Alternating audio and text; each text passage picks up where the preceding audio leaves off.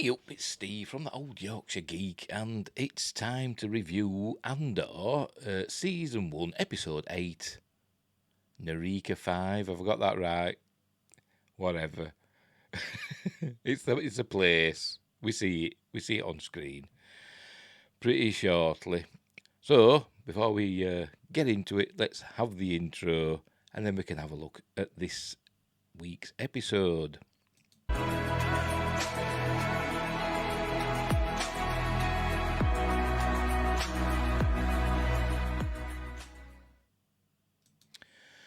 Right, I'm back. If you remember last week, Andor, it was the aftermath of the big heist on Aldani. They got away with 80 million credits. Everybody died except Cassian and Vel. Is it Velalev? It's Vel, isn't it? And Cinta. But then Vel and Cinta were kind of given orders to track down Cassian and basically eliminate him because he knows who Luthen Rail is. So they're out looking for him, but he's sodded off. He's gone. He's left. He went back to Ferrix, where his adoptive mother Marva was, and he tried to get her to go away with him, but she wouldn't go. She wanted to stay, become part of the rebellion against the Empire. So he left, and he took another name, Keith Garger or something like that, as an assumed name, which kind of reminded me of Grief Karga from The Mandalorian. Is there a connection? Probably not. But he took that name, and then he got himself arrested for doing nothing, basically for looking suspicious, for acting suspiciously. And he got arrested and sentenced to 6 years. So he protested, obviously. But this is how this latest episode begins. We see Cassian. He's on I can't remember the name of the planet he were on. He were on some planet we'd never been before, which were filmed in Lancashire, apparently, at the town called Cleveland's, where I've never been, but my mother used to like going there, bless her. She used to like going to Cleveland's. But apparently we're filmed there. But it's not filmed there now. They're in some, imperial detention centre, and they're being marched out to waiting shuttles, and they get told which shuttle to go to. In this episode, Cassian spends a lot of time looking confused, as though he doesn't know what to do, and that's his expression for the episode, like, and not doing anything else, pretty much. So here we go. So they head to these shuttles here, and they'll get taken to the prison facility, and we'll see that in a moment. But then obviously we cut to this is Cyril Khan at his in his cubicle at I forgot what they call it now. It's some standards bureau, something like that. But he's doing not very much. But he gets interrupted from his work by a couple of ISB agents, and they want to talk to him. Here they come. So something's up. Then we cut back to the shuttle. They get told to take the shoes off. They'll never see the shoes again while they're incarcerated. So the shoes are gone. They take the shoes off, and then there's like some sort of magnetic locks and the cuffs attached to the chairs. So they're on the way anyway. There they are. And again, there's a lot. It's very atmospheric. Is that the word? Is that the word? But you do feel that you're in this world. In my opinion, anyway, it's very well shot, and there's a lot of different environments to go to. We're not just on Tatooine like we usually have with a lot of other places. We're going to different places this time, and it's all very well done. And I bet it cost a lot of money. And they've done a good job. Unfortunately, not a lot of people's watching it, apparently. It's typical, isn't it? But anyway, this is... we found out she's a lieutenant. She says lieutenant, she doesn't say lieutenant. Lieutenant Oh God, I forgot her name. Dedra Miro. Is it Miro? Dedra Miro. I haven't got the cast list open. I forgot. So we'll muddle through. Anyway, she's talking to Cyril. They've got him in a room, and she's asking about the statement he gave to Supervisor Blevins, is the fella she's replaced. Remember the fella in the last episode, the chap that had a complaint against Dedra, but it kind of backfired, and Major Partigan gave Dedra an area of Blevins' control for her own, and then told her to watch her back. Anyway, she's asking Cyril about the statement he gave to Supervisor Blevins. What can he add? And he says, I don't know what I can add. And she said, well, you signed it. He said, well, you were forced to sign it. And he tells her that he told Blevins all he knew about, Cassian Andor and all that, and that he wanted justice for the officers that were killed on Ferrix, and that he saw Luthen Rail, but just fleetingly, an older chap in a cloak. He could have been a Jedi, couldn't he? Is he? We will see. Probably not. So he says, he's trying to clear his name, and then it seems that she don't want to hear any of that, and then just leaves him. So is he going to get included? You get the suspicion that he's going to be brought in on the investigation, but just not yet. Right, the ship arrives. So we're gonna get the name. Hang on. There we go. Narkina 5. What did I say? Probably something completely different. But that's the name of the episode. And I think it's this moon here. They're heading to this moon. It's obviously orbiting some sort of gas giant.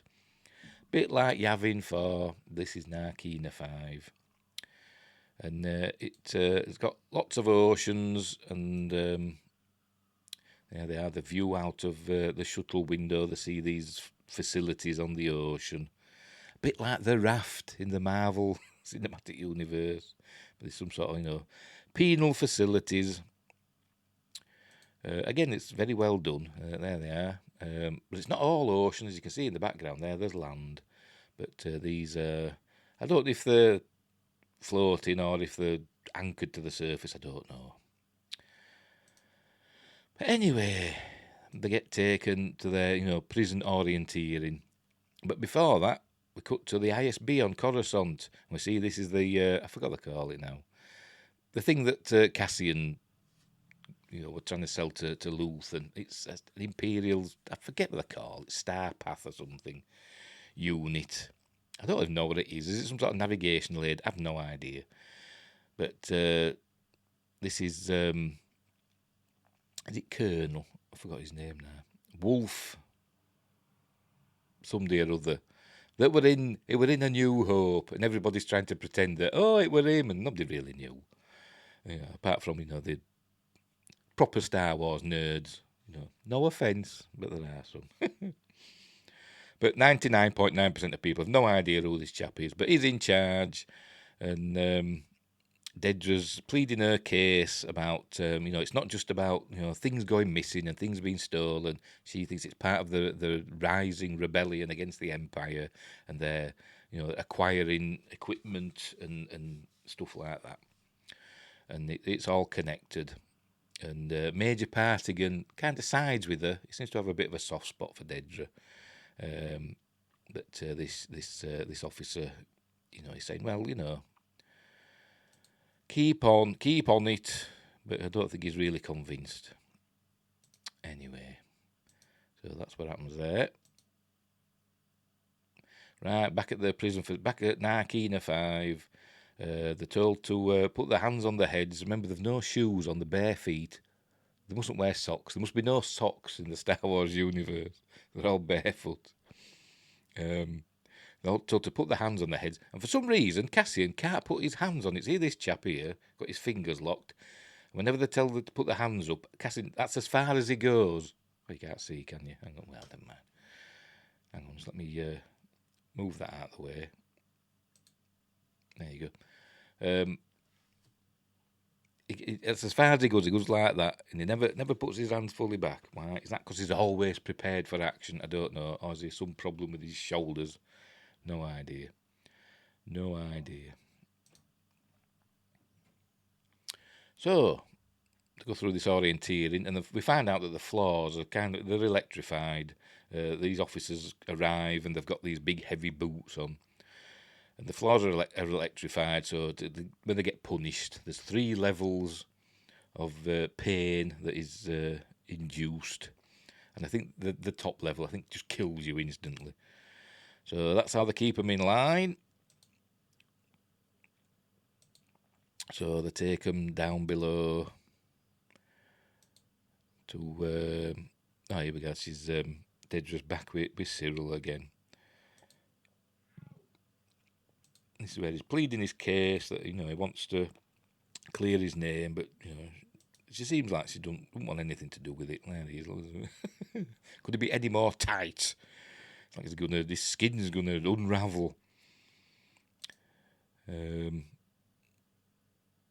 But I think he's going to end up working with her. I think she's going to bring him on board. It doesn't happen in this episode, but you get that feeling. They're going to take him back to his cubicle. But I think they'll be pulling him back out again because of what he knows. Because he knows what Cassian looks like. He knows what he's searching for. So anyway, they've got Cassian in his prison jumpsuit. They're taking him down to his workstation. And we get the impression here that they're kind of overworked, these prison guards. The guard that's supposed to be escorting Cassian down is late, and he makes some excuse that something were wrong or whatever. So you get the impression it's not running as smoothly as you might think. So that'll probably come into it later. I imagine there's going to be some sort of jailbreak down the line, not in this episode, but you get that feeling because we see a familiar face. If you remember Rogue One, we see somebody familiar soon. We also see another familiar face in a moment in the form of Andy Serkis. In a minute, I've gone too far already, I think. Have I? No, I haven't. Right, we see Andy Serkis. There he is. You see the back of his head. There he is. He's he's a prisoner, but he's in charge of this room, and there must be lots of different rooms on this station, on this facility, and they're all working. They're all put to work, making things obviously for the Empire.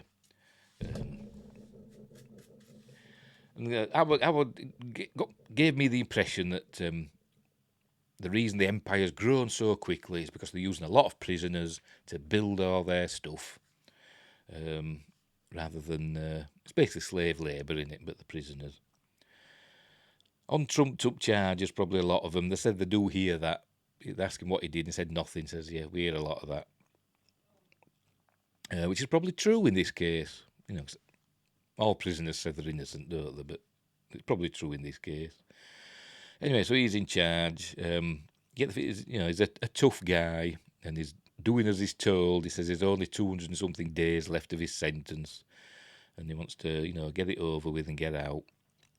So he's doing as he's told.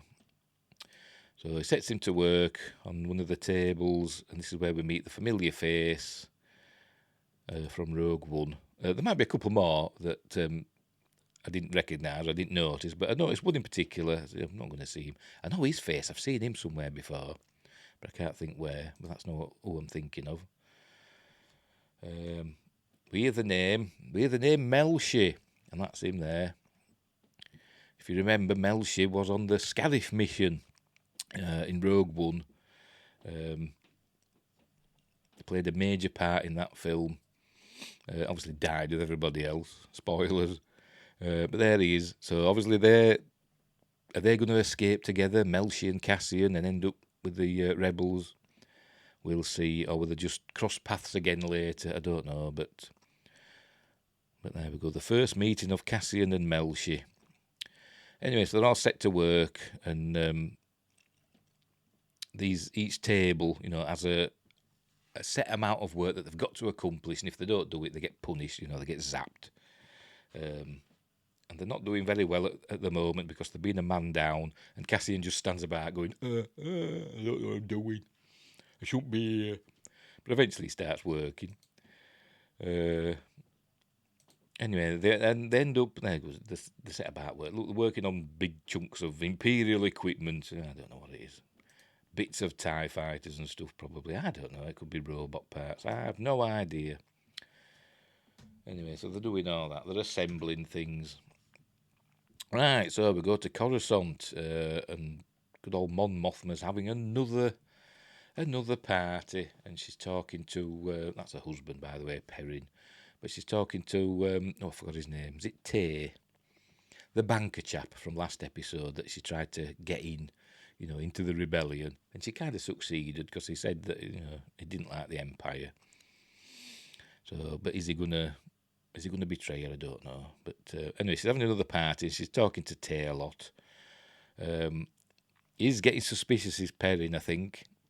And we find out that they're from Chandrilla, and she became a senator at 16, and they were married at 15. So, crikey. Very progressive, eh? Unbelievable. Hollywood, eh?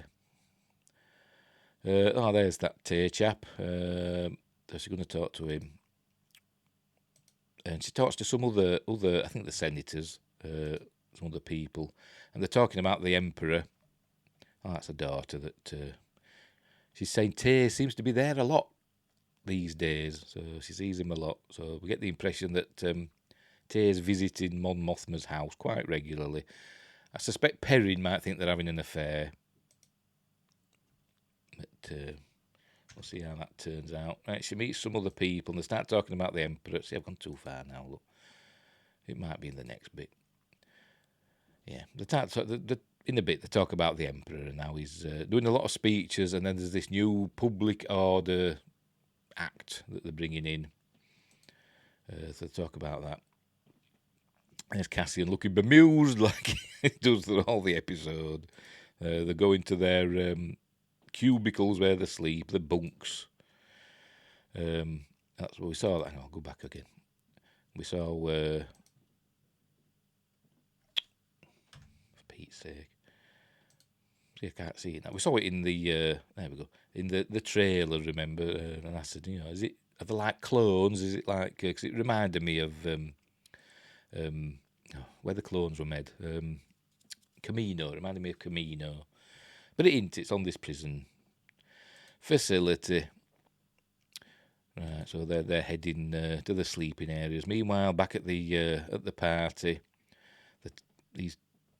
I think the senators, they're talking about, these senators are business people, I don't know, but they're talking about the Emperor and how he's bringing out this public order act.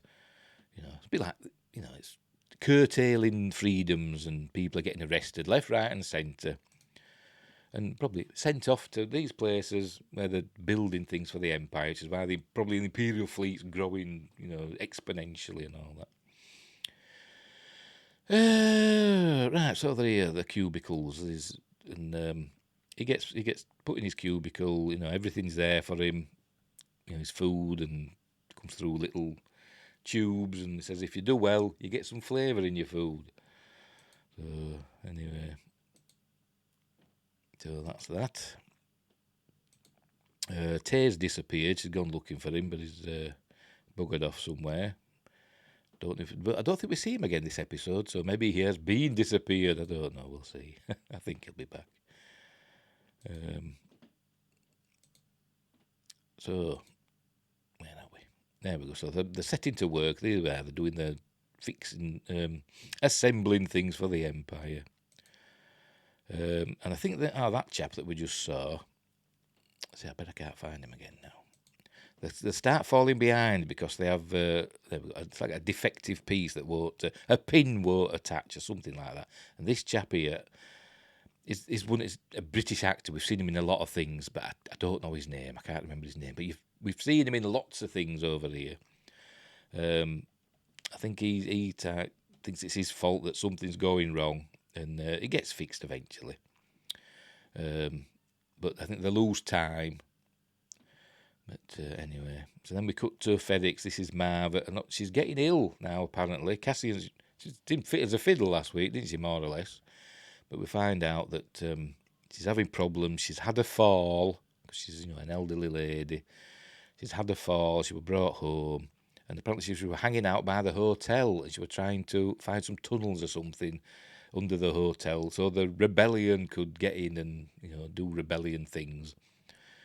The Empire would call them terrorists, wouldn't they? But Binks and her big friend, whose name I can't remember, they're trying to help her.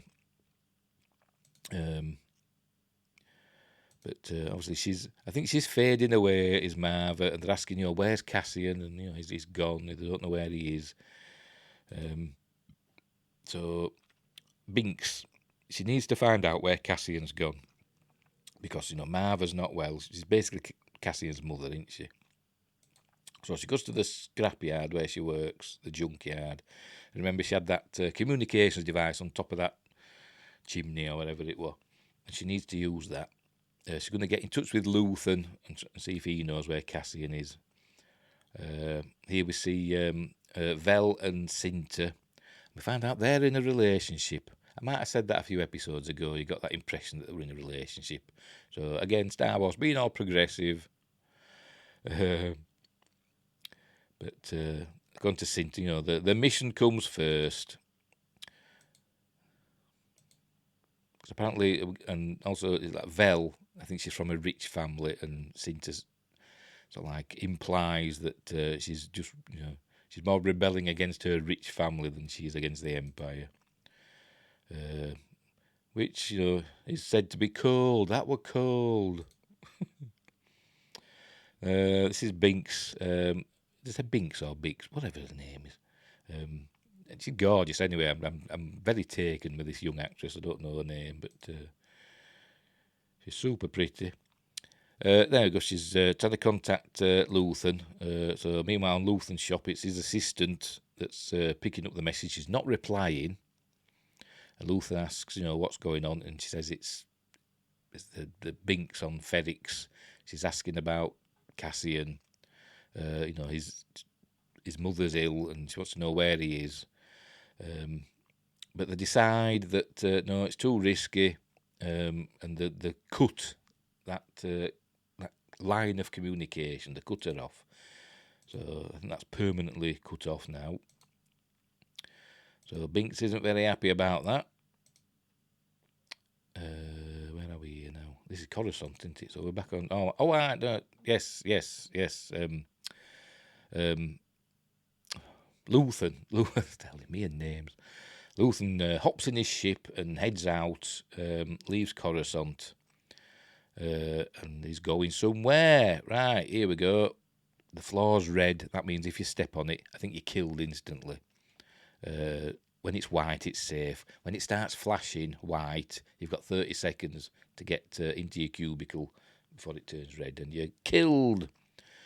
Anyway, one of the chaps, I think it's the fellow I pointed out earlier, he basically jumps out of his cubicle and kills himself. Because it's prison. There he is. It reminded me a bit of, there's a film, an old film, well, not that old, but I think it was from 1979, a British film that was notoriously banned by the BBC called Scum, and it showed the harshness of the youth penal system in the UK at the time, and kids kill themselves, don't they? And this is what's happening here. He can't take it. He's had enough, so he commits the S word. So. And apparently, a lot of them say he'll be there all night, stinking out the place. Not very empathic of them, is it? But obviously, the guards don't care. They'll get him in the morning.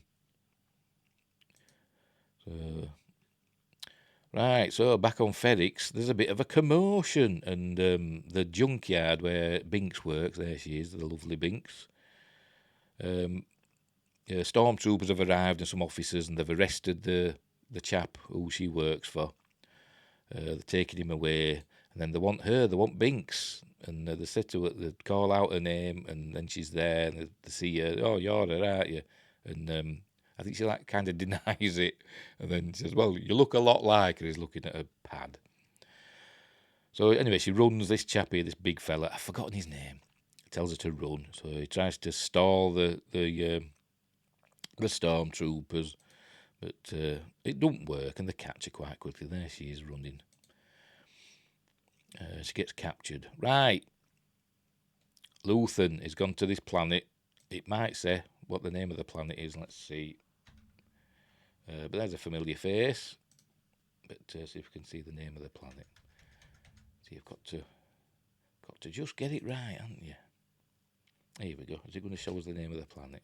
There we go. Segra Milo. That's the name of the planet. They get there and we see two tubes. What's his face? There he is. Who we saw in Rogue One. So there's some more familiar faces from Rogue One coming up. There's an X-wing. It's all getting exciting, isn't it? And we see Luthen. He's talking to Saw Gerrera, and Saw's got all these bits and pieces, and he doesn't look as damaged as he did in Rogue One. It's only 5 years before Rogue One. It's less than 5 years now because there's been some passage of time from the beginning of the series. So it's less than in 5 years. He gets pretty messed up, doesn't he? The Saw Gerrera. But anyway, he's here now. He's got his cadre, and obviously he buys things from Luthen, and he thinks Luthen's there just to sell him some stolen Imperial parts, and he says he's got some stuff, but what he really wants is he wants Saw Gerrera to meet with some other chap. Don't ask me his name. On another planet, because he's got a plan to destroy an Imperial whatever. But Saw he knows this fella, and he says, don't like him, he's an oaf, and he's an idiot. But Luthen says, well, if you want my equipment that I've got available, you've got to do it. And he says, well, I'll pay you money. He says, no, it's not about the money. Do this for me, and then you can have the equipment. And he says, no. Says, right, fair enough. I'll go then. So there we go. And we get the impression that there's a lot of factions in the rebellion, and he goes through them, and some are separatists, and some are. He goes through all these names of all these different factions within the rebellion. It's a bit like the Judean People's Front and the People's Front of Judea and stuff from Life of Brian. That's what it reminded me of, and the Popular Front and all that. So that gives you the impression that the rebellions, it's not a united, it's not an alliance yet. It's just a rebellion.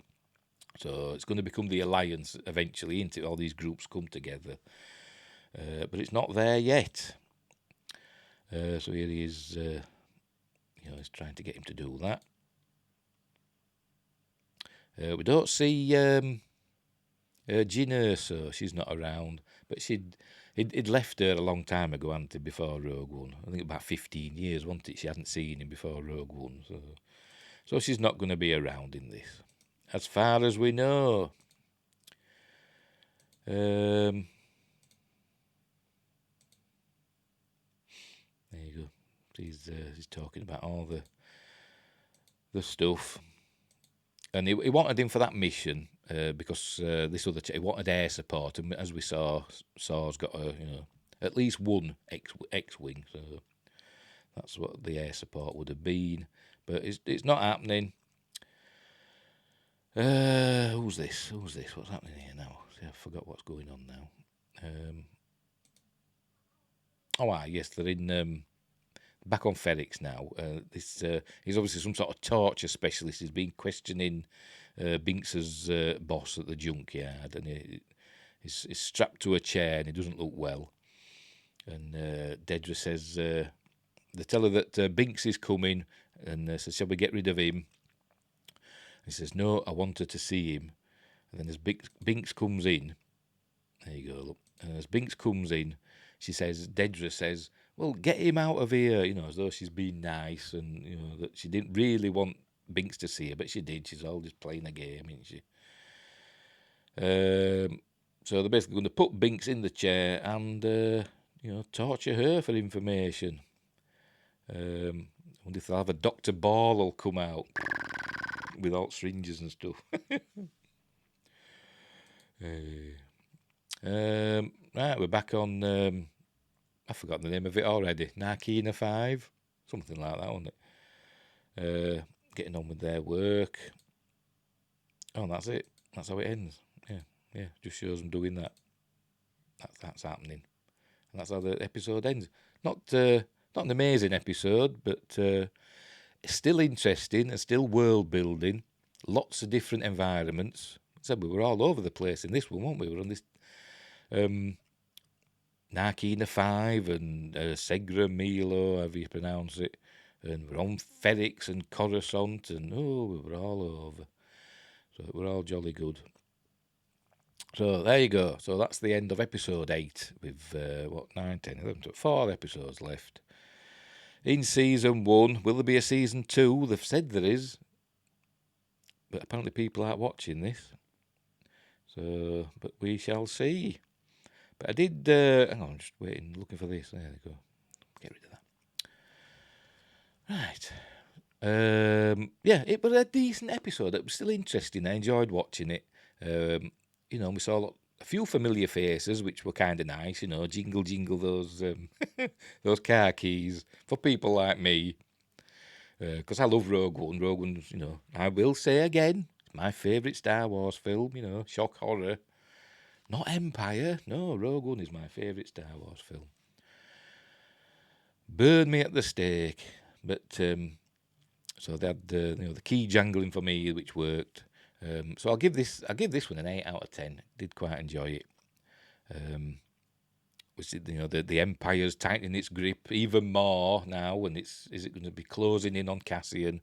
She's going to find out. Dedra's going to find out, isn't she, that he's going under this assumed name, and that he's on Narkina 5, and but the fact that Melshi were there in the same group as Cassian makes me think: is there going to be some sort of jailbreak?